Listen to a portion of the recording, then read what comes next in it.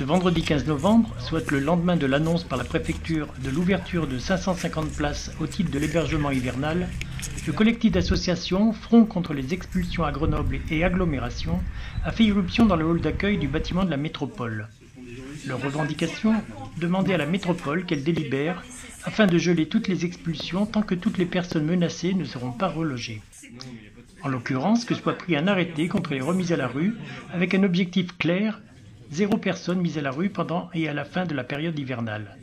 Une manière de contrer, en la détournant, la volonté de l'État spécifiant qu'il souhaitait pour sa part qu'il y ait 0 personne à la rue. Hier, la préfecture a annoncé son objectif, encore loin d'être atteint, d'ouvrir 550 places d'hébergement d'urgence pour l'hiver. C'est plus que l'année dernière, mais il n'y a vraiment pas de quoi se réjouir. D'abord parce que ça signifie en fait l'aggravation des situations de non-logement. Et aussi parce que quand on sait qu'au 1er février 2017, il y avait au bas mot 3500 personnes sans solution d'hébergement en Isère, ça signifie que l'État apporte de réponses provisoires et incomplètes qu'à 15% des personnes sans logement. Pourtant, dans l'agglomération, il y a suffisamment de logements et de bâtiments vides pour loger toutes les personnes sans logement du département. Et puisque les lois de réquisition le permettent, ne pas ouvrir ces bâtiments, c'est un choix. C'est le choix de laisser mourir les personnes à la rue.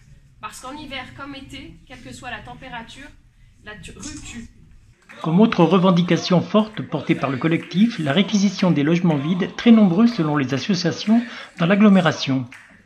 Il y a plein d'appartements vides et même chez moi, qui habite Villeneuve, les appartements sont solides et c'est pas comme ils risquent pas de s'écrouler comme à Marseille.